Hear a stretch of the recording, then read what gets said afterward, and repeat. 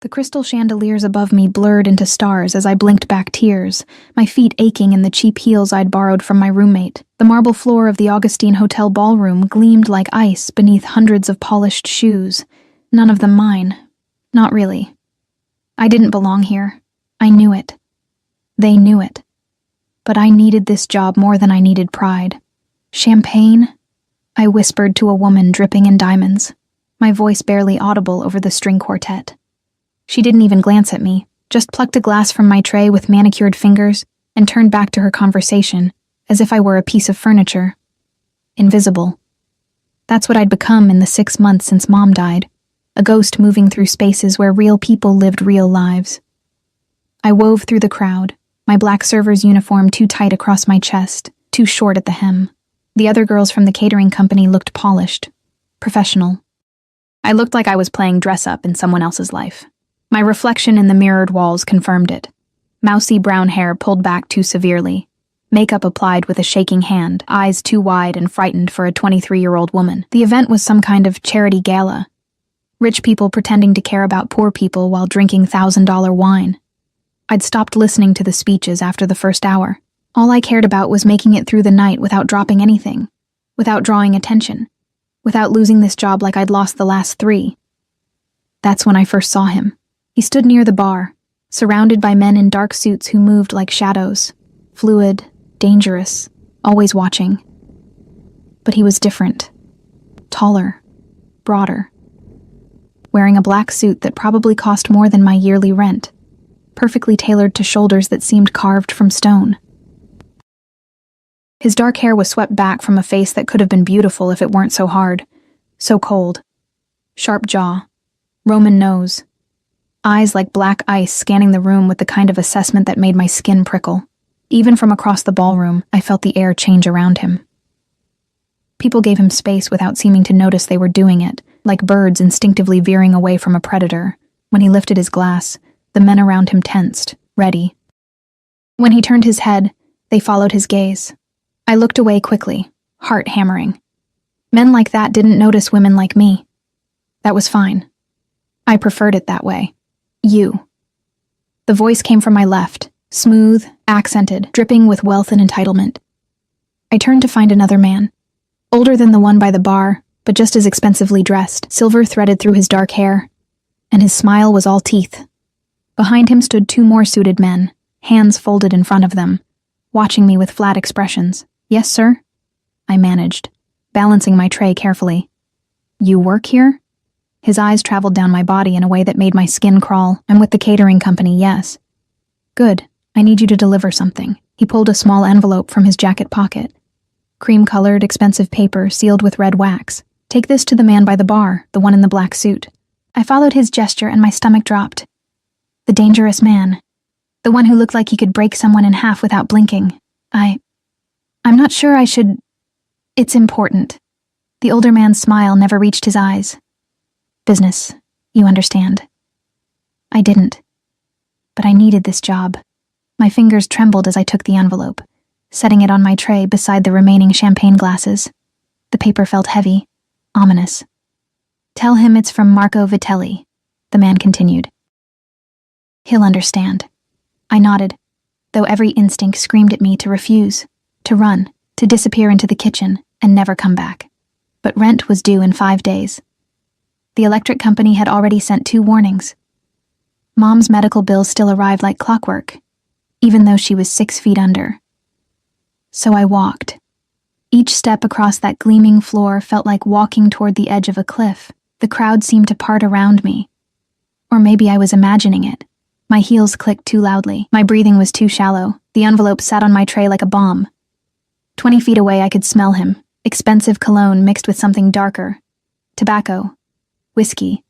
Danger. 15 feet.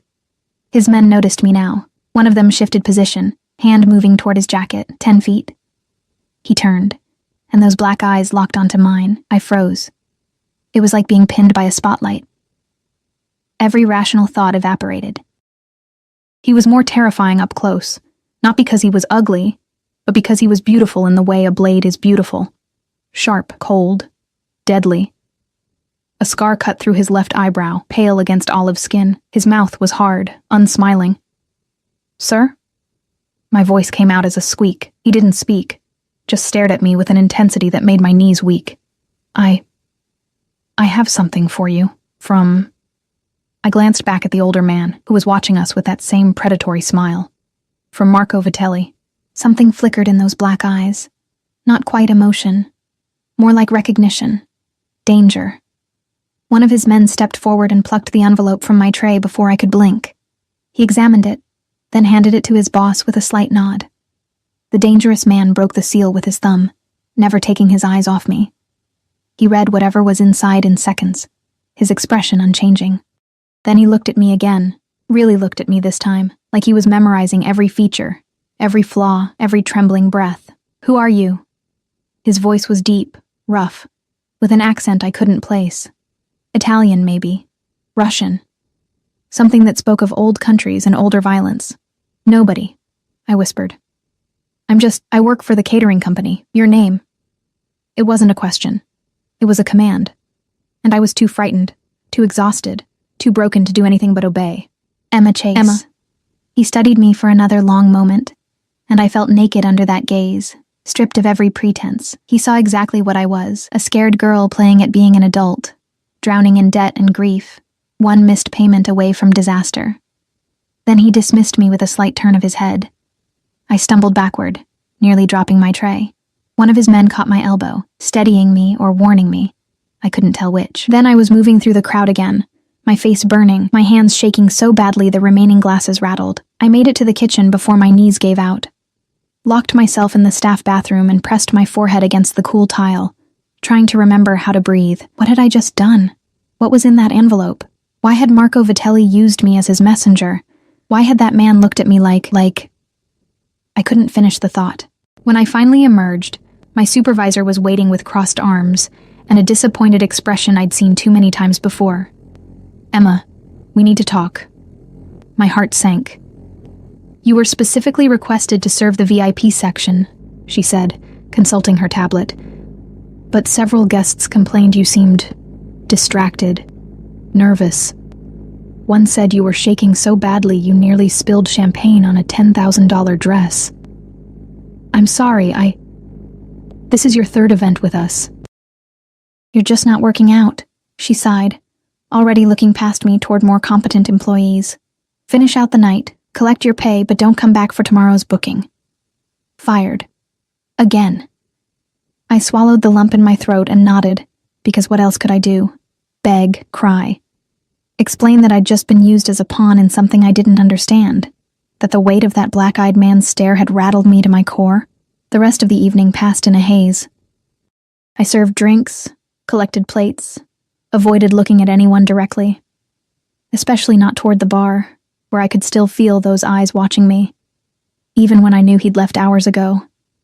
It was past midnight when I finally escaped into the November cold, my thin jacket doing nothing against the wind that whipped off Lake Michigan. The catering company's van had already left, taking the other servers home. I'd missed it while collecting my final paycheck. $300 that would barely cover a quarter of what I owed. The bus stop was 2 blocks away.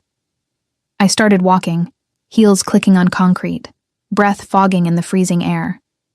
Chicago at night was a different creature than Chicago by day.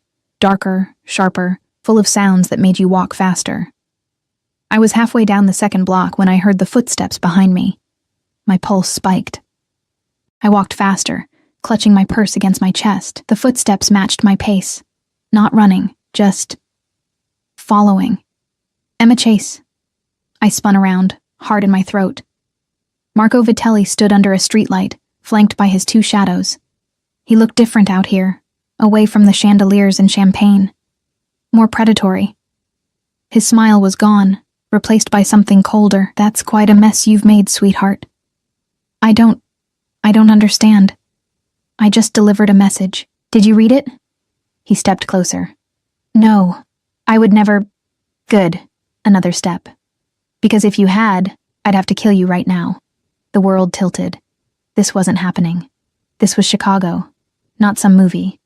People didn't say things like that on public streets. But the gun one of his men pulled from his jacket looked very real. You delivered a declaration of war to Dante Moretti, Marco continued conversationally, like we were discussing the weather. One of the most dangerous men in this city. Maybe the most dangerous.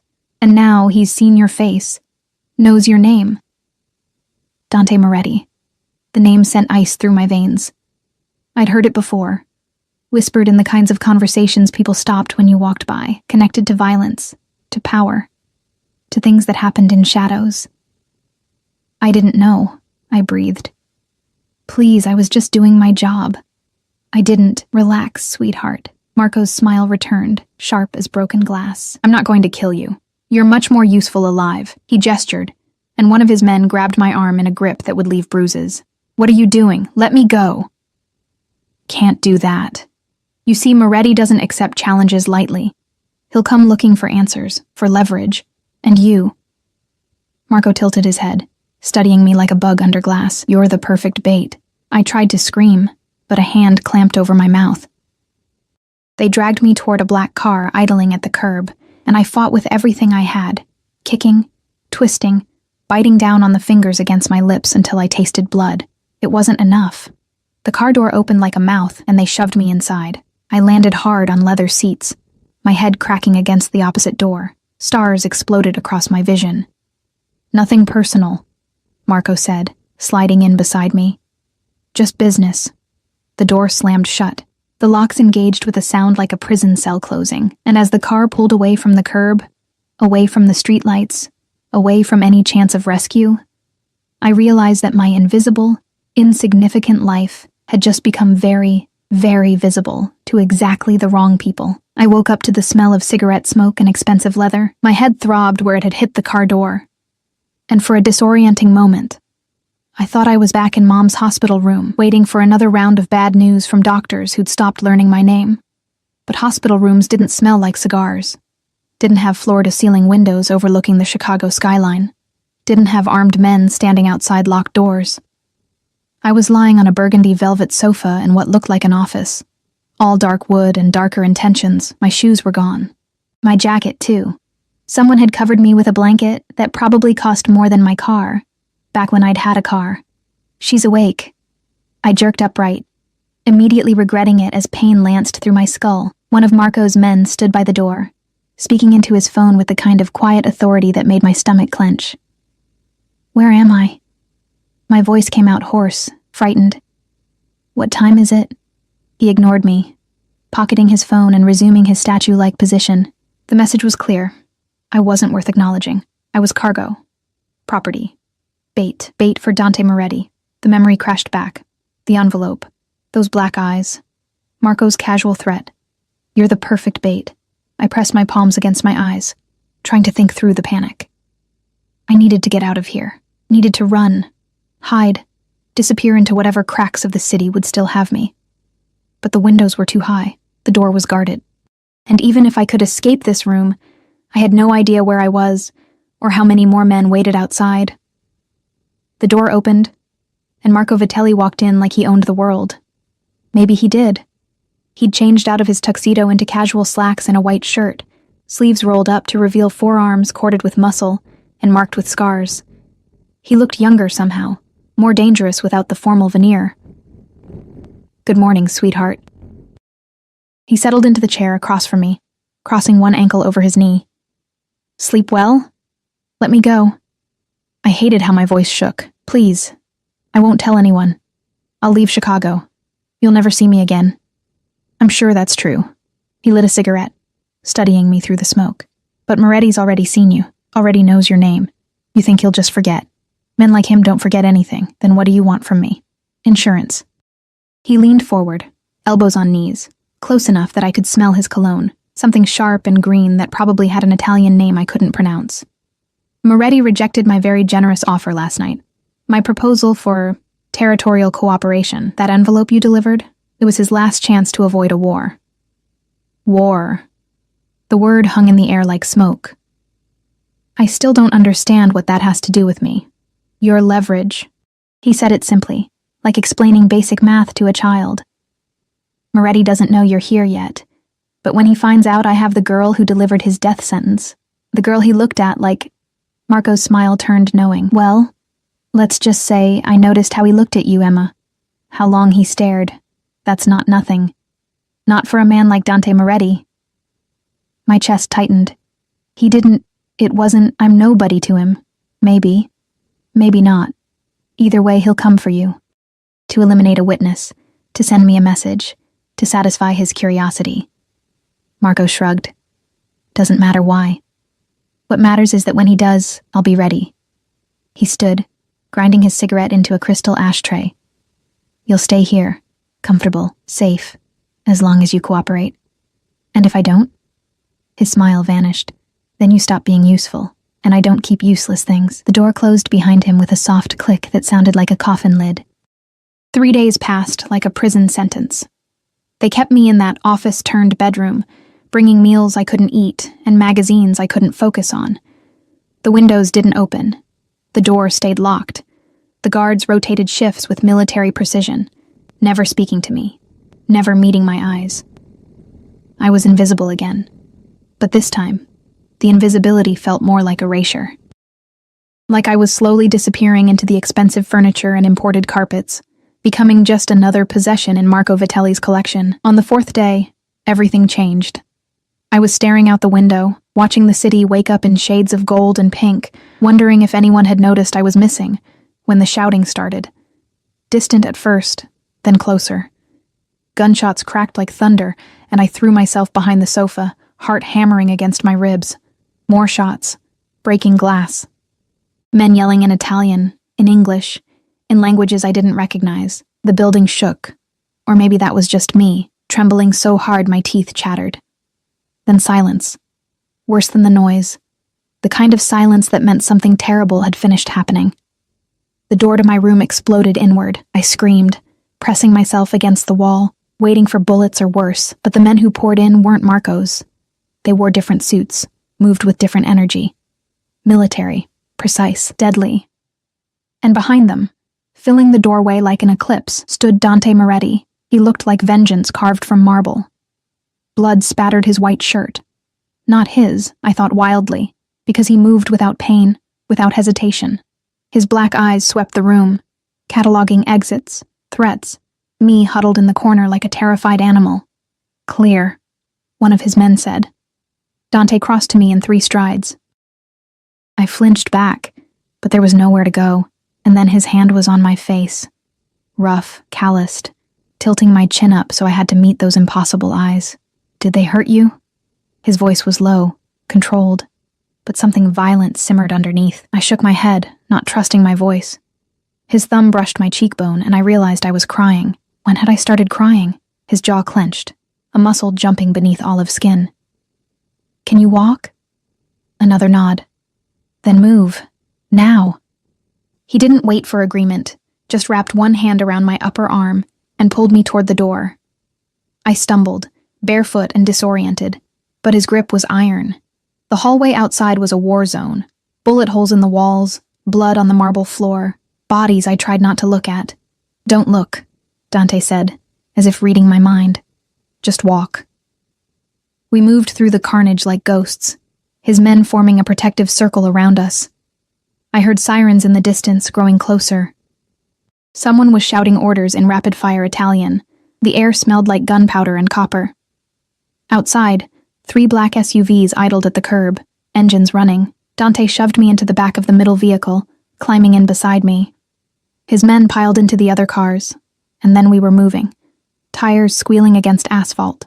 I pressed myself against the opposite door, trying to process what had just happened.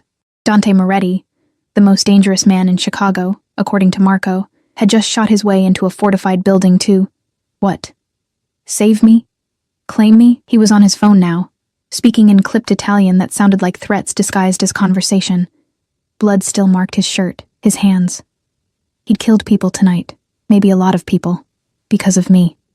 The car stopped at a red light, and I made a decision born of pure panic. I yanked the door handle. Locked. Dante's hand clamped down on my wrist before I could try the window. Don't. Let me out. I pulled against his grip, desperate. I want to go home. There is no home. He said it flat, factual, like announcing the weather. Marco knows where you live. Your address, your work history, your mother's grave. Everything. His fingers tightened, not painful, but inescapable. You go home. You're dead within an hour. Then take me to the police. The police? He almost smiled. Sweetheart, almost. Half the CPD is on someone's payroll. You really think they'll protect you from Marco Vitelli? For me, the light changed. We started moving again. I stopped fighting. Because what was the point? I was out of moves, out of options, out of the fragile illusion that I controlled anything about my life. Where are you taking me? Somewhere safe. Why? I turned to face him fully, searching that hard face for any hint of humanity. Why did you come for me? Marco said. He said you'd use me as a message. Kill me to prove a point. Dante's expression didn't change, but something dark flickered in his eyes. Marco Vitelli is a fool who mistakes cruelty for strength. He released my wrist, leaving red marks I'd feel for days. You delivered his declaration of war. That makes you his messenger. Under the old codes, messengers are protected. Old codes, I repeated numbly. Rules. Even monsters have rules. He pulled out another phone. This man seemed to have an endless supply. And typed something one-handed. You'll stay with me until this is resolved. Resolved? What does that mean? It means Marco dies, or I do. He said it like discussing dinner plans. Either way, you'll be free. The SUV pulled into an underground garage, fluorescent lights flickering overhead. We descended deeper into the earth, past rows of expensive cars, until we reached a level marked private. The vehicle stopped in front of an elevator flanked by 2 more armed men. Dante climbed out, then actually waited for me to follow. Like I had a choice. Like this was anything other than trading one prison for another. The elevator required a key card and a fingerprint. It rose so smoothly I barely felt the movement, my ears popping as we climbed floor after floor. When the doors opened, I stepped into a penthouse that made Marco's office look like a motel room. Windows wrapped around 3 walls, offering a panoramic view of Chicago at dawn. The floors were dark hardwood, the furniture all clean lines and muted colors. Art I didn't recognize hung on the walls. Probably originals, probably worth more than I'd make in 10 lifetimes. This way. Dante led me down a hallway to a bedroom that was bigger than my entire apartment. King-sized bed, walk-in closet, bathroom with a tub that could fit 3 people. Everything in shades of cream and gold that somehow didn't feel warm.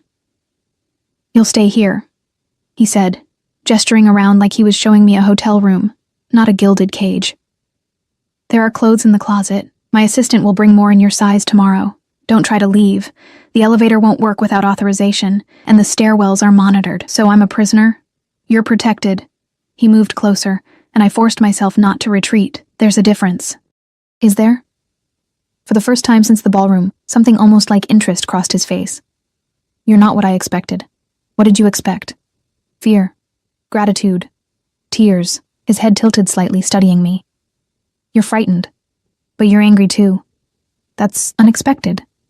I laughed, a sound with no humor in it. My mom died 6 months ago. I've been fired from 7 jobs. I'm drowning in medical debt. And now I'm caught in a war between 2 criminals because I delivered the wrong envelope. I met his eyes, refusing to look away. Anger is all I have left. Something shifted in his expression. Not softness exactly, but recognition. Like he understood what it meant to have nothing left but rage. Get some rest, Emma Chase. He turned toward the door. Tomorrow, we'll talk about what happens next. Will you answer my questions? He paused in the doorway. Depends on the questions. Why did you look at me like that, at the gala? Like you.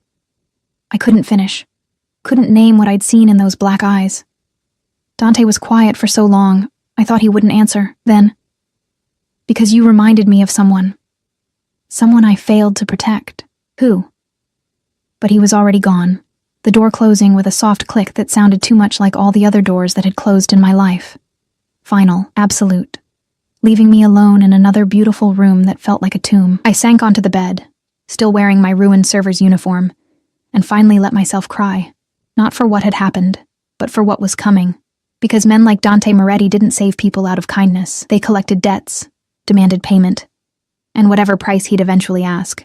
I knew I couldn't afford it. Outside the windows, Chicago blazed with morning light, indifferent and eternal. Inside this golden cage, I was already learning to recognize the sound of my own heartbeat, fast, frightened, furious, and the heavier, slower rhythm of footsteps in the hallway beyond my door. Watching, waiting, protecting or possessing, I couldn't tell which. Maybe there was no difference after all. I didn't sleep. How could I, knowing that armed men stood outside my door, that somewhere in this fortress, Dante Moretti was planning his next move in a war I'd accidentally started. Instead, I paced the length of the bedroom until my bare feet ached, then stood at the windows watching the city transform from dawn to daylight. From up here, Chicago looked beautiful, clean, safe. The people moving through the streets below had no idea what happened in penthouses and warehouses, in the spaces between legal and lethal. They went to work, grabbed coffee, complained about traffic. Normal problems, normal lives. I wanted to hate them for it. Instead, I just missed being one of them. Around 9, there was a soft knock at the door. I spun around, heart racing, but it wasn't Dante. A woman entered, early 50s, elegant in tailored black pants and a silk blouse, her dark hair pulled back in a sleek bun. She carried several shopping bags, all from stores I'd only window shopped at in my previous life. Miss Chase. Her accent was slight, refined. "I'm Teresa, Mr. Moretti's assistant. I've brought you some essentials." She set the bags on the bed with practiced efficiency, pulling out clothes, toiletries, even makeup. Everything in my size, everything expensive. I stared at a cashmere sweater that probably cost more than my monthly rent used to be. "How did you know? Mr. Moretti is very thorough." Teresa's smile was professional, revealing nothing. "There's breakfast waiting in the dining room when you're ready. I suggest you eat. He doesn't like to be kept waiting." She left before I could ask what he wanted, closing the door with that same soft click that was starting to drive me insane. I showered in the obscenely luxurious bathroom, scrubbing away 4 days of fear and captivity until my skin turned pink. The hot water felt like a small rebellion, wasting his resources, taking up his time. Petty, maybe, but it was all the power I had. The clothes fit perfectly. Dark jeans that actually flattered instead of hanging loose, a cream-colored sweater soft as a cloud. Even underwear in the right size, which should have been humiliating but mostly just felt inevitable. Dante Moretti knew everything about me. Privacy was another illusion I'd lost somewhere between the ballroom and this cage. I found the dining room by following the smell of coffee. Rich and dark, nothing like the instant powder I'd survived on for months. The space was all windows and white marble, dominated by a table that could seat 12. Only 2 places were set. Dante sat at the head, reading something on a tablet, still wearing last night's blood-spattered shirt. He'd rolled the sleeves higher, and I could see more scars on his forearms, some old and faded, some newer, pink and angry. A roadmap of violence. He looked up when I entered, those black eyes tracking my movement across the room. "You slept." It wasn't a question, but I answered anyway. "No." "Smart." He gestured to the chair on his right. "Sit." I wanted to refuse on principle, but the food spread across the table made my stomach growl traitorously. Fresh fruit, pastries, eggs, bacon. More food than I'd seen in one place since Mom got sick, and grocery shopping became a luxury I calculated to the penny. I sat. Started filling my plate with shaking hands. "Eat slowly," Dante said, not looking up from his tablet. "You'll make yourself sick." Shame burned through me, but he was right. I forced myself to take small bites, to chew properly, even though everything tasted like heaven, and my body screamed for more, more, more. We ate in silence for several minutes. He seemed content to ignore me, scrolling through what looked like financial reports. Numbers I couldn't decipher, columns that probably represented money I couldn't imagine. This was his world. Power measured in digits, influence bought and sold like commodities. "You have questions," he said finally, setting down the tablet. "Ask." I swallowed a bite of croissant. "Why am I really here? I told you. You told me about old codes and protection." "I don't believe you." I met his eyes, forcing courage I didn't feel. "Men like you don't rescue people out of honor." "So what do you want from me?" His expression didn't change, but something almost like approval flickered across his face. "You're right. Honor is a luxury I can rarely afford." He leaned back in his chair, studying me like I was a puzzle he hadn't quite solved. "The truth? Marco used you to declare war. That makes you a symbol, And symbols have power. I'm not a symbol. I'm a person. In my world, there's no difference. He poured more coffee, the gesture oddly domestic. Marco thinks he can use you to bait me, to distract me while he consolidates his territory. He's wrong, but as long as he believes it, you're valuable. Valuable how? Alive. You're leverage I hold instead of him. Dead, you're a message that I don't tolerate threats against what's mine. He said it casually, like discussing the weather. Either way, you matter. That's more than you had before. The words hit like a slap, because he was right. Before the ballroom, before the envelope, I'd been nobody. Invisible. Disposable. At least now I mattered enough to keep alive. What happened to the person I reminded you of? I asked quietly.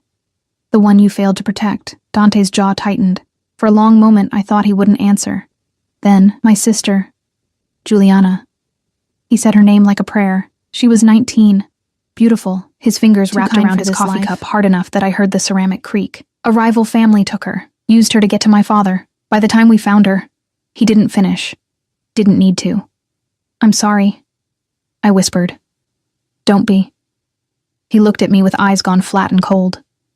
I killed every single one of them, burned their territory to ash. That was 15 years ago, and people still whisper about it. A terrible smile ghosted across his mouth. That's what happens when you take something that belongs to me. The implicit threat hung in the air. I was something that belonged to him now. Marco had taken me, and Dante had taken me back. Possession wrapped in the language of protection. I want to go home, I said, hating how my voice broke. I know. He stood, buttoning his shirt cuffs with precise movements. But want and have are different things. You'll learn that here. How long? Until Marco is dead, or until he stops looking for you. Dante moved toward the door, then paused. There are rules while you're under my protection. Don't leave the penthouse. Don't contact anyone from your old life. Don't test the security. He turned to face me fully, and don't mistake my protection for kindness, Emma. I'm not a good man. I'm just the better option than Marco Vitelli. That's not saying much. No, he agreed. It's not. He left, and I was alone again with the remains of breakfast and the weight of my new reality. Days blurred into a week, then two. I existed in a strange limbo, comfortable but captive, safe but suffocating. Teresa brought me books, clothes, anything I asked for except freedom. The penthouse became my entire world, 50 floors above the city, but might as well have been a different planet. Dante was often gone, disappearing for hours or days at a time. When he was here, he mostly ignored me, working in his office or taking calls in Italian that sounded like threats wrapped in silk. But sometimes, late at night, I'd find him in the living room, staring out at the city with a glass of whiskey and an expression that looked almost human. I learned his routines. Coffee at 6, black and bitter. Calls to his various lieutenants throughout the morning. Gym at noon. I could hear the rhythmic thud of fists against a heavy bag somewhere in the penthouse. More calls, more meetings. Dinner at 8 when he was home, always perfectly prepared by a chef I never saw. And he learned mine. How I curled up in the window seat with books I couldn't focus on. How I avoided mirrors because seeing myself in borrowed clothes in a borrowed life made everything worse. How I woke up at 3 a.m. from nightmares about gunfire and blood, gasping in the dark. The third time I woke up screaming, he appeared in my doorway like a shadow made solid. Nightmare? He leaned against the doorframe, wearing only pajama pants, his torso a canvas of more scars and ink I'd only glimpsed before. I pulled the blanket up to my chin, suddenly aware I was wearing only a tank top and shorts. I'm fine. You're not. He crossed to the bed, moving with that predatory grace that made my pulse spike. You haven't been fine since the ballroom. Whose fault is that? Mine, Marco's, your own, for being in the wrong place. He sat on the edge of the mattress, close enough that I could smell his cologne, the same scent from that first night, now familiar in a way that felt dangerous. Blame doesn't change the situation. Then what does? Time. Adaptation. His eyes found mine in the darkness. Acceptance. You want me to accept this? Accept being your prisoner? I want you to stop fighting what you can't change. His hand reached out, and I flinched, but he just tucked a strand of hair behind my ear. the gesture almost gentle. You're exhausting yourself. And for what? Tears burned behind my eyes. I had a life. It wasn't much, but it was mine. That life is gone, Emma. Mourn it if you need to, then move forward. Forward to what? I demanded. What happens when Marco's dead? Do you just let me go? Put me back in my shitty apartment with my shitty jobs and pretend none of this happened? Dante's expression shifted into something I couldn't read. Is that what you want? I want to not be a pawn in your war. I want to matter because I'm a person, not because I'm useful. The words came out harsh, raw. I want someone to see me as more than leverage, or a symbol, or a fucking mistake. I see you. The words hung between us, weighted with meaning I didn't dare examine. His hand was still in my hair, thumb brushing my temple in a rhythm that matched my racing heartbeat. You see a problem to solve, I whispered. Maybe at first. His voice dropped lower, rougher. Not anymore. I should have pulled away, should have reminded myself, that this was Stockholm Syndrome. That captivity bred false intimacy, that he was a monster who'd killed for less than looking at him wrong, but I didn't move. Couldn't move. Because for the first time in 6 months, someone was really looking at me, not through me, not past me, at me. This is a mistake, I breathed. Yes. He leaned closer, and I could feel the heat of him, the danger. But I've made worse. His phone buzzed, then again, then started ringing with an urgency that shattered the moment like glass. Dante pulled back, his expression shuddering. He checked the screen, and something dark crossed his face. Get dressed. Now. What's wrong? Marco knows you're here. He was already moving toward the door. All business again. He's making a move tonight. You need to be ready. Ready for what? He paused in the doorway, backlit by the hallway light, looking every inch the dangerous man he was. For war, Emma. The kind you can't hide from anymore. Then he was gone, shouting orders in Italian, and the penthouse exploded into controlled chaos. Men I'd never seen before materialized from nowhere, checking weapons, coordinating positions. The safe haven I'd grown reluctantly accustomed to, transformed into a fortress under siege. I dressed with shaking hands, jeans, boots, the warmest sweater I had. If we had to run, I wanted to be ready. If we had to fight, no. I couldn't think about that. Teresa appeared, pressing something cold and heavy into my hands. A phone. What? Memorize this number. She pointed to a contact labeled simply D. If you get separated from Mr. Moretti, you call this, only this. Understand? I nodded, pocketing the phone. Good girl. She squeezed my shoulder once, the first real warmth anyone had shown me in this place. Stay close to him. He'll keep you safe. How do you know? Her smile was sad, knowing.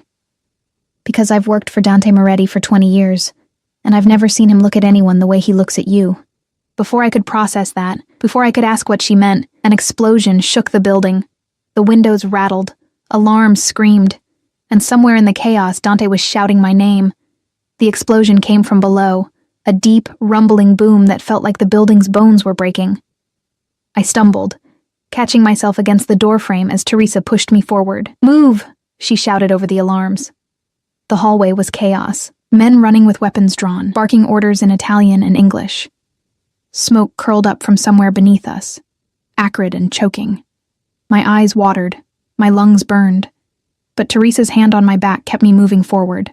Dante appeared through the smoke like an avenging angel, or a demon, depending on your perspective. He'd changed into all black, a gun holstered at his hip, another in his hand. Blood streaked his cheek from a cut I hadn't seen him get. Emma. His voice cut through the noise. Come here now. I didn't hesitate. Whatever else he was, right now he was safety. I ran to him, and his arm locked around my waist, pulling me against his side. Basement's compromised, one of his men reported. They came through the parking garage, at least 20 hostiles. Marco? Dante's voice was ice. Not confirmed yet, sir. Then confirm it. He turned to another man. Get the cars ready. North exit. Then to Teresa. Take her to the safe room. No. The word left my mouth before I could stop it. Dante's eyes snapped to mine. This isn't a discussion. You said not to get separated. I gripped his jacket, my fear transforming into something sharper. Teresa said to stay close to you, so that's what I'm doing. Something fierce flashed across his face, approval mixed with frustration. Stubborn. You would be too. He almost smiled. Almost. Then another explosion rocked the building, closer this time, and the decision was made for us. She comes with me, Dante ordered. Enzo, Marco, flank us. Teresa, coordinate evacuation of the other residents. Make it look like a gas leak. We moved as a unit toward the private elevator, but halfway there, the lights cut out. Emergency lighting kicked in, bathing everything in red that made the smoke look like blood. Stairs, Dante decided, changing direction. The stairwell was narrow, concrete, nothing like the luxury of the penthouse. Our footsteps echoed as we descended. Dante in front, his men behind, me sandwiched in the middle where I couldn't run even if I wanted to. We made it down 3 floors before we heard them coming up. Dante raised his fist, and everyone froze. Voices drifted up from below. English with thick Chicago accents, Marco's men. They were sweeping the building floor by floor, looking for us. Back up, Dante whispered. Quietly. We reversed direction, moving as silently as possible, but concrete stairs aren't kind to stealth. A scuff of shoe against stone. A slight rattle of a gun against a belt. Did you hear that? They'd heard us. Go, Dante hissed. And we were running, up instead of down, away from the exit, back toward the penthouse we'd just fled. Behind us, shouts erupted. Footsteps thundered. A gunshot cracked, and concrete exploded inches from my head. I screamed, ducking instinctively. Dante grabbed my hand and yanked me forward with brutal efficiency. We burst back into the penthouse hallway, just as more of Marco's men appeared from the elevator. They'd overridden the system somehow. We were trapped. Dante shoved me behind him, raising his gun. His men formed a protective semicircle, weapons trained on both directions. The smoke was thicker up here now, and through the haze, I counted at least a dozen hostile figures closing in. Moretti! A familiar voice cut through the tension. Marco Vitelli stepped out of the smoke like he owned it, flanked by twice as many men as Dante had. He ditched the expensive suits for tactical gear, a gun in each hand, his smile sharp as broken glass, nowhere left to run. I don't run. Dante's voice was pure menace. You should have remembered that before you came to my home. Your home? Marco laughed. This is Chicago, not Sicily. You don't get to claim territory like some feudal lord. His eyes found me behind Dante's shoulder. And you definitely don't get to keep what I took first. You didn't take her. You kidnapped her. Dante shifted slightly, blocking me more completely from view. There's a difference. Semantics. Marco raised one gun, pointing it casually at Dante's chest. Either way, she's coming with me, along with your head, which I'm going to mount on my fucking wall. The air crystallized with violence about to break. I could feel it, the tension before the storm, the breath before the scream. Dante's men tightened their grips on their weapons. Marco's men did the same. Someone was going to die. Maybe everyone. Wait! I pushed past Dante's protective stance before he could stop me, stepping into the no-man's land between the two factions. Wait, please, Emma, get back here. Dante's voice was a growl of barely restrained fury. I ignored him, focusing on Marco. You said I was useful alive. You said I was leverage. I still am, but not like this. Marco's smile widened. What are you proposing, sweetheart? Let his men go. Let everyone go. My voice shook, but I forced the words out. I'll come with you willingly. No fight. No bloodshed. Just let them live. No. Dante grabbed my arm, spinning me around. His eyes blazed with something beyond anger, something that looked almost like fear. You're not sacrificing yourself for me. I'm not sacrificing myself for you. I met his gaze steadily. I'm doing it for them. I gestured to his men, these strangers who'd protected me simply because he'd ordered it, and for Teresa, and for everyone else in this building who's going to die if this turns into a war zone. Noble, Marco observed. Stupid, but noble. Unfortunately, I don't make deals with livestock. He pulled the trigger. Everything slowed. I saw the muzzle flash, saw Dante's eyes go wide, saw him move. Not away from the bullet, but toward me, his body becoming a shield. The impact drove us both to the ground. I landed hard, Dante's weight crushing the air from my lungs. Hot liquid spattered across my face, my neck, blood. His blood. No, no, no. I tried to push him off, to see where he was hit, but he was already moving, rolling us behind a marble pillar as more gunshots erupted. The penthouse became a battlefield. The carefully cultivated elegance shattered under bullets and blood. Glass exploded. Walls splintered. Men screamed and fell and died. And Dante kept himself between me and every bullet, his breathing harsh in my ear, his hand pressed against my head to keep me down. "You stupid bastard," I sobbed. "You're bleeding. Shoulder.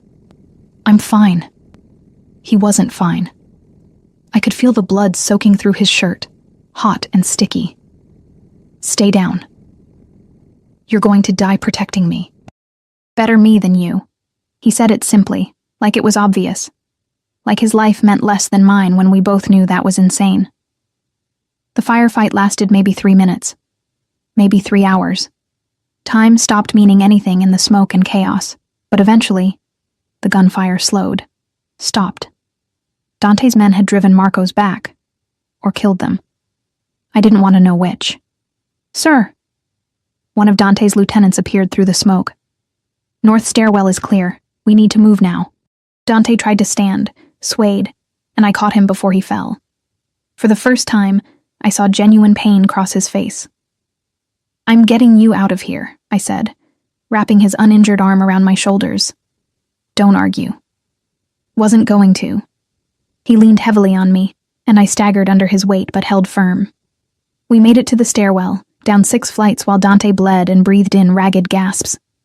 His men surrounded us, checking corners, clearing the way. By the time we reached the garage, he'd left a trail of red behind us. 2 armored SUVs waited, engines running. Enzo pulled open the back door, and I helped Dante inside before climbing in after him. The vehicle lurched forward before the door even closed, tires screaming against concrete. "Hospital," I demanded. "No hospitals." Dante's eyes were half closed, his face pale beneath olive skin. "Marco owns half the doctors in this city." "Then where?" "Safe house. 20 minutes." He leaned his head back against the seat, breath coming shallow. "I've survived worse." I grabbed his face, forcing him to look at me. "Don't you dare die on me. Not after everything." His hand covered mine, blood slick and trembling. "Worried about me, Emma?" "Yes, you idiot." Tears streamed down my face. "Yes." "Good." His thumb brushed my cheek, smearing his blood across my skin. "That's good." His eyes closed. "Dante." I shook him, panic clawing through me. "Dante, stay awake." Still here. But his voice was fading, his grip on my hand loosening. "Just tired. Drive faster," I screamed at Enzo. The city blurred past the windows. Red lights, we ran them. Traffic, we forced through it. Every second felt like an eternity while Dante's breathing got shallower, his skin colder. I'd watched my mother die over months of slow deterioration. This was different. Sharp, immediate, terrifying in its speed. I pressed my hands against his shoulder wound, trying to slow the bleeding, but it seeped through my fingers like his life was draining away, and I couldn't stop it. "You don't get to die," I told him fiercely. "You hear me? You saved me. Multiple times. You protected me when you didn't have to. You looked at me like I was real, like I mattered. You don't get to do all that and then just die." His eyes cracked open, focusing on me with effort. "Emma, save your strength." "No, listen." He coughed, and blood flecked his lips. "If I don't make it, you're making it. Teresa has instructions, money, new identity. You disappear somewhere Marco will never find you. I don't want your money.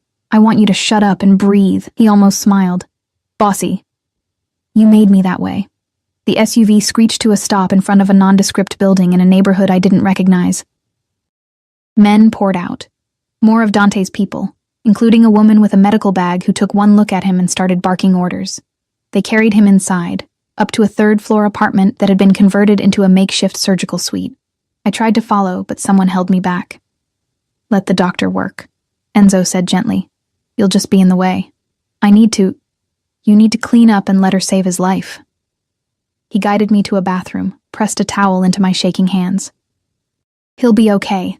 The boss is too stubborn to die." I stared at my reflection in the mirror. Blood everywhere, in my hair, on my face, soaking my sweater. Dante's blood. The man who'd kidnapped me, imprisoned me, and then thrown himself in front of a bullet meant for me.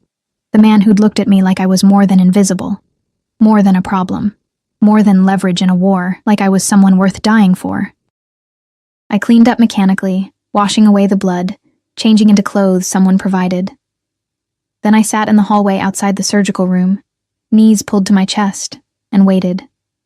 Hours passed. The doctor emerged twice for supplies, her expression grim but focused. Enzo brought me coffee I didn't drink. Teresa arrived, took one look at me, and sat down beside me without a word. "He'll be fine," she said finally. "I've seen him survive much worse." "He took a bullet for me." "Of course he did." She said it like it was obvious. "You matter to him." "I'm nobody." "Not to him." Teresa's hand found mine, squeezed. "Dante Moretti doesn't protect just anyone, Emma. He doesn't let just anyone close. Since Juliana died, he's kept everyone at a distance. Until you. I don't understand why. Neither does he, I think. But it doesn't make it less real." The surgical room door opened. The doctor stepped out, peeling off bloody gloves, exhaustion etched into every line of her face. "He's stable," she announced, and I could breathe again. "The bullet missed the major arteries, but he lost a lot of blood. He'll need rest. Lots of it." "Can I see him?" She hesitated, then nodded. 5 minutes. "He's sedated, but he's been asking for you." I stood on shaking legs and entered the room. Dante lay on a hospital bed that looked too small for his frame, bandages wrapped around his bare shoulder and chest, an IV in his arm. His eyes were closed, his face peaceful in a way I'd never seen while he was conscious. I pulled a chair close to the bed and took his hand, the one without the IV. His fingers twitched, then tightened around mine. "Emma." My name was barely a whisper. "I'm here." His eyes opened, unfocused from the drugs, but finding me anyway. "You're safe. Because of you." I brushed hair back from his forehead, the gesture intimate in a way that should have scared me. "You almost died protecting me. Worth it." His thumb moved against my palm, a slow caress.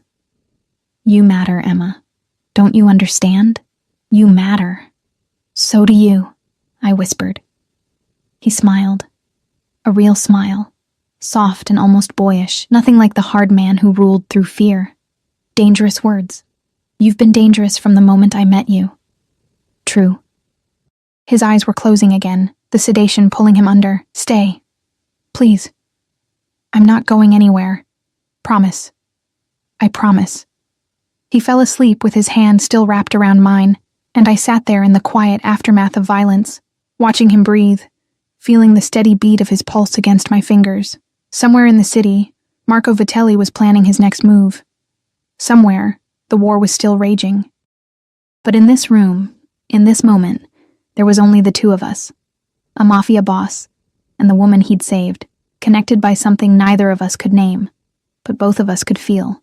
And for the first time since my mother died, I didn't feel invisible. I felt seen, protected, wanted.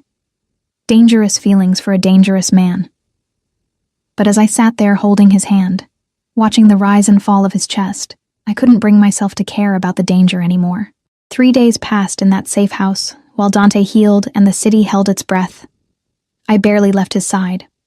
The doctor had said rest and monitoring, so I appointed myself his guardian, making sure he took his medication, changing his bandages, forcing him to eat even when he claimed he wasn't hungry. It gave me purpose in a situation where I had no control, something to do besides think about how close I'd come to watching him die. How much that would have destroyed me. Teresa came and went with updates I didn't fully understand. Marco had gone to ground after the failed attack, but his men were still out there, still hunting. The CPD was investigating the gas explosion at Dante's building. 3 residents had been hospitalized for smoke inhalation, but miraculously, no one had died, except for the 8 of Marco's men whose bodies had been quietly removed before the authorities arrived. On the 4th morning, I woke in the chair beside Dante's bed, my new sleeping arrangement, to find him watching me. "You look terrible," he said, his voice still rough but stronger. "You were shot." "I'm allowed to look terrible." I sat up, stretching muscles that ached from too many nights in that chair. "How do you feel?" "Like I was shot." He shifted, wincing, but alive. "Thanks to you. Thanks to your doctor. I just sat here. You stayed." His hand found mine on the blanket. "That's not nothing." We'd been doing this dance for days. These moments of startling honesty followed by retreat into safer territory, but something had shifted after the attack. The walls between captor and captive had crumbled, leaving something rawer, more real, more dangerous. "Dante," I started, then stopped, unsure how to voice what I'd been thinking for 72 hours straight. "Why did you do it? Really? You could have let Marco shoot me. It would have ended everything." "No." His grip tightened on my hand. "It would have started something far worse." "I don't understand." He was quiet for a long moment, his thumb tracing circles on my palm. "When Juliana died, I swore I'd never let anyone close again. Never care about anyone who could be used against me. It's worked for 15 years. His eyes met mine, and I saw something vulnerable there. Something that looked like fear. Then you walked into that ballroom, all terrified courage and invisible anger, and I couldn't look away. My breath caught. I told myself it was just recognition. You reminded me of her. Same age, same fragility wrapped around hidden strength. But it wasn't that." He pulled my hand to his chest, right over his heart.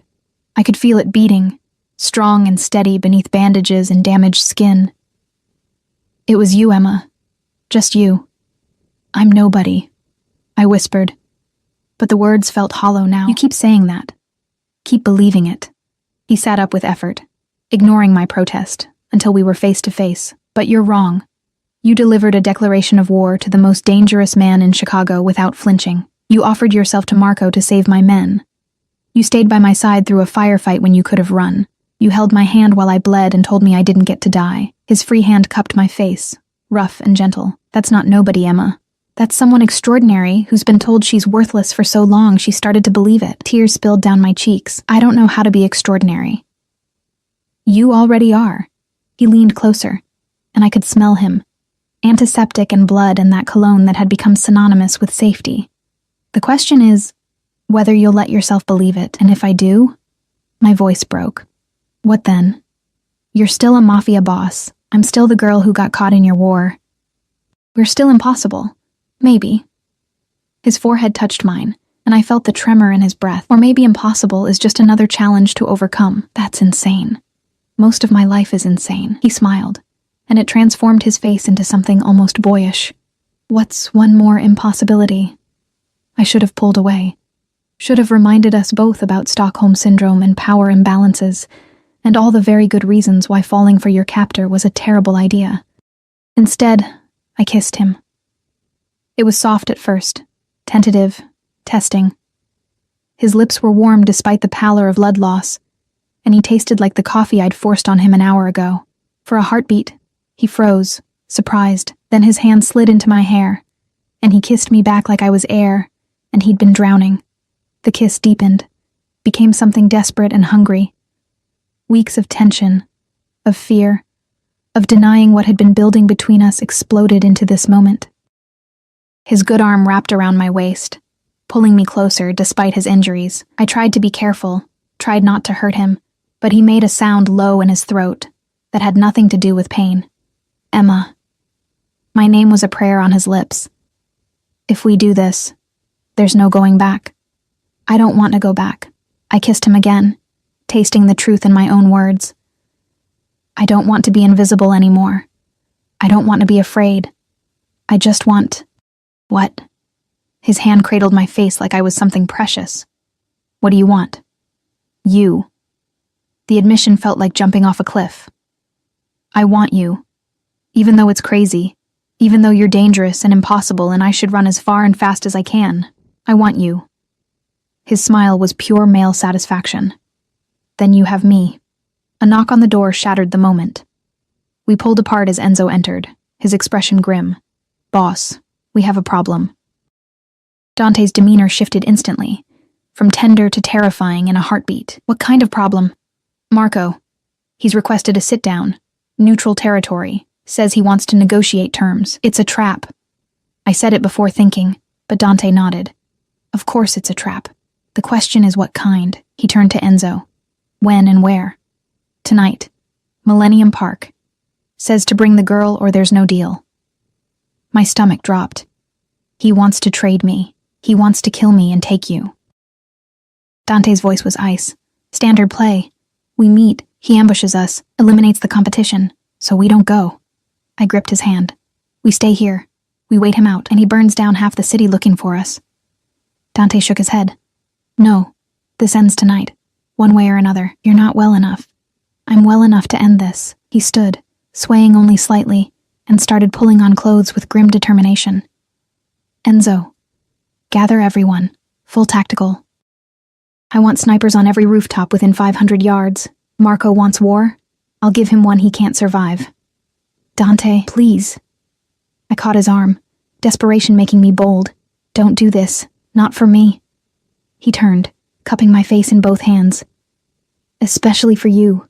Marco took you once, terrorized you, nearly killed you in my own home. That debt gets paid, Emma, in blood. And if you die paying it, then you disappear. New name, new life, far from Chicago. Teresa has everything arranged. He kissed my forehead, gentle despite the violence in his eyes. But I'm not planning to die. I'm planning to win. Millennium Park at night was beautiful and eerie. The bean sculpture reflecting distorted lights, empty pavilions echoing with the sound of our footsteps. The city sparkled around us, oblivious to the showdown about to happen in its heart. Dante had insisted I wear a bulletproof vest under my coat. I'd insisted on coming at all, despite his protests. We'd compromised by surrounding me with 6 of his most trusted men, each armed and ready for Marco's inevitable betrayal. We met at Cloudgate, the Bean, where the metal surface reflected an army of Dante's men positioned throughout the park. I counted at least 20, probably more I couldn't see, snipers on rooftops, just like he'd promised. This wasn't a negotiation, it was a declaration. Marco arrived 15 minutes late. A power play. He had fewer men visible, but I didn't trust that. He was too confident, too relaxed for someone walking into enemy territory. Moretti? Marco's smile was all teeth. You look like shit. Bullet wound treating you well? Better than you'll be treating your funeral. Dante stood straight despite the pain I knew he was in. You wanted to talk. Talk. Simple terms. Marco's eyes slid to me, and I felt Dante tense beside me. You give me the girl. I give you your life. You leave Chicago. I take your territory. Clean. Easy. Counter-proposal. Dante's voice was dead calm. You leave Chicago in the next 6 hours or I kill you and everyone you've ever loved. Clean. Easy. Marco laughed. You don't have the numbers for that anymore. I've been recruiting while you've been playing nurse to your little pet. Numbers don't mean much when you have the right leverage. Dante pulled out his phone, tapped something, and turned the screen to face Marco. The color drained from Marco's face. I couldn't see what was on the screen, but Marco's reaction told me everything. You're bluffing. Am I? Dante pocketed the phone. Your daughter. Maria, isn't it? 17. Safe at that private school in Connecticut, except she's not there anymore, is she? My men picked her up 3 hours ago. She's comfortable, unharmed, watching movies in a secure location. His smile was a blade, exactly like you did with Emma. Except Emma was innocent. Your daughter? She's leverage. Just like you taught me. You son of a bitch. Marco's hand moved toward his gun. 20 red dots appeared on his chest, laser sights from snipers I couldn't see. I wouldn't. Dante's voice dropped to a lethal purr. I've got 50 men in this park, Marco. All of them ready to end you. The only reason you're still breathing is because I'm giving you a choice. What choice? Leave. Tonight. Take your men, leave Chicago, and never come back. Do that, and your daughter goes home safe tomorrow morning. Dante stepped closer, and I saw Marco actually flinch. Or stay, and find out what happens when you take something that belongs to me. The air crystallized with tension. Marco's men shifted nervously. Dante's remained perfectly still, waiting for the order. You've gone soft, Marco spat. Over some worthless girl. Your father would be ashamed. My father is dead. I killed him myself for less than what you've done. Dante's hand found the small of my back. Possessive. Protective. And Emma isn't worthless. She's mine. That makes her the most valuable thing in this city. Something in Marco's expression crumbled. He'd lost, and he knew it. The bluff, the bravado, the attempted power play, all of it meaningless against Dante's absolute certainty. 6 hours, Marco said finally, defeated. 4. I'm feeling generous. Dante's smile was cold. And Marco? If I ever see you again, if I ever hear you're within 100 miles of Chicago, Your daughter dies slow. Understood? Marco nodded once, sharp and bitter, then turned and walked away. His men followed, their guns lowering, their shoulders slumped. We'd won. I waited until they were out of sight before I let myself breathe. Did you really kidnap his daughter? Of course not. Dante guided me toward the waiting SUVs. Maria's at school, safe and clueless. But Marco doesn't know that. Won't risk calling the bluff when his own tactics are used against him. You lied. I protected what's mine. He stopped, turning to face me fully. I would do far worse to keep you safe, Emma. Lie, cheat, kill. Whatever it takes. That should terrify me, does it? I thought about it. Really thought about the man standing before me. Dante Moretti, Mafia boss, killer, criminal. The man who'd taken a bullet for me, who'd declared war to protect me, who looked at me like I was the answer to a question he'd been asking his whole life. No, I said finally. It doesn't. Maybe it should. But it doesn't. His expression softened into something I'd only glimpsed in private moments. Then come home with me. Not as a captive. Not as leverage. As mine. You're what? Whatever you want to be. My woman. My partner. My reason for being less of a monster. He pulled me close, careful of his injuries, his forehead resting against mine. I'm not good, Emma. I'll never be good. But I can be better. For you. I kissed him there in the shadow of the bean, in the heart of the city that had tried to break us both, and I felt something click into place. This was insane. Impossible. A fairy tale written in blood and bullets. But it was mine. Take me home, I whispered against his lips. Which one? His smile was soft, genuine. I have several.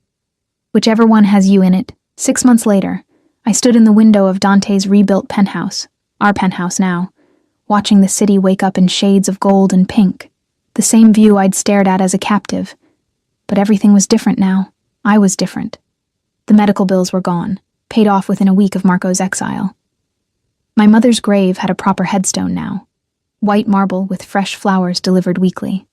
I'd gone back to school, business management, because Dante's empire needed someone who understood numbers, and I'd discovered I was good at it. I wasn't invisible anymore, wasn't nobody. I was Emma Moretti. The name change had happened 3 months ago in a private ceremony with just Teresa and Dante's inner circle. Not a traditional wedding, but then nothing about us was traditional. Arms wrapped around my waist from behind, and I leaned back into Dante's warmth. His shoulder had healed, leaving another scar to add to his collection. He wore them like medals, proof of survival. Morning. He rumbled against my neck. Morning. I turned in his embrace, studying his face in the early light. Still hard, still dangerous, but softer around the edges when he looked at me. Teresa called. She needs us at the office by 10. We have time. His hand slid under my silk robe, one of dozens he'd bought me, each more expensive than the last. I can think of better ways to spend the morning than spreadsheets, I laughed, swatting his chest. You're insatiable. Only for you. He kissed me slow and deep, and I felt the truth of it in every touch. Dante Moretti loved me, fiercely, possessively, absolutely. And I loved him the same way, despite everything logic said about Stockholm Syndrome and power imbalances. Some loves were too big for logic. The news played on the TV in the background. Something about a major gang bust in New York. Arrests made. Territory seized. Marco Vitelli's name appeared in the ticker. He'd tried to establish himself in new territory, and failed spectacularly. You knew, I said, pulling back to look at Dante. You knew he'd fail in New York. I may have made some calls, informed some people about his presence, suggested he might be vulnerable. Dante's smile was sharp. I said I'd kill him if he came back to Chicago. Didn't say anything about making his life hell everywhere else. That's terrible. That's justice. He kissed my forehead. He terrorized you, nearly killed us both. He doesn't get to be comfortable anywhere. I should have argued. Should have said something about mercy, about moving on. But the truth was, I'd become someone who understood that some debts could only be paid in suffering.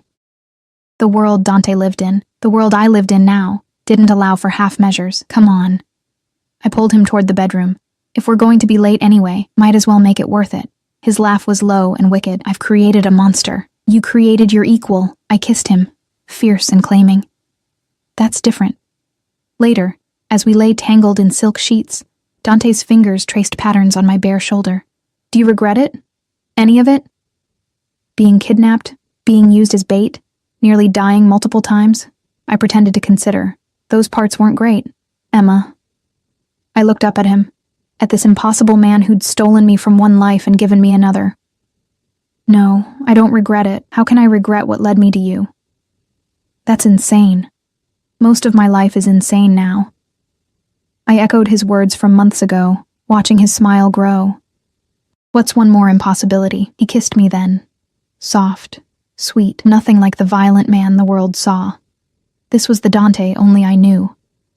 The one who brought me coffee exactly how I liked it, who read to me in Italian when I couldn't sleep, who held me through nightmares and promised safety he'd kill to maintain. The monster who'd become my salvation. We eventually made it to the office, where Teresa waited with contracts and coffee and a knowing smile. She'd been right, all those months ago. Dante had looked at me differently from the start, had protected me, claimed me, changed his entire world to keep me in it. And I'd changed too.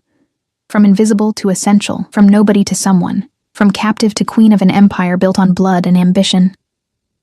That night, standing on the balcony of our penthouse with Dante's arms around me, and the city sprawling beneath us like a kingdom, I thought about the girl I'd been, the one serving champagne at the Augustine Hotel, desperate and drowning and invisible. She wouldn't recognize the woman I'd become, but she would understand the choice I'd made. Because sometimes salvation comes from the darkest places, sometimes the monster is the hero, and sometimes love blooms in the space between danger and desire, impossible and inevitable all at once. What are you thinking? Dante asked, his chin resting on my shoulder. That I'm happy.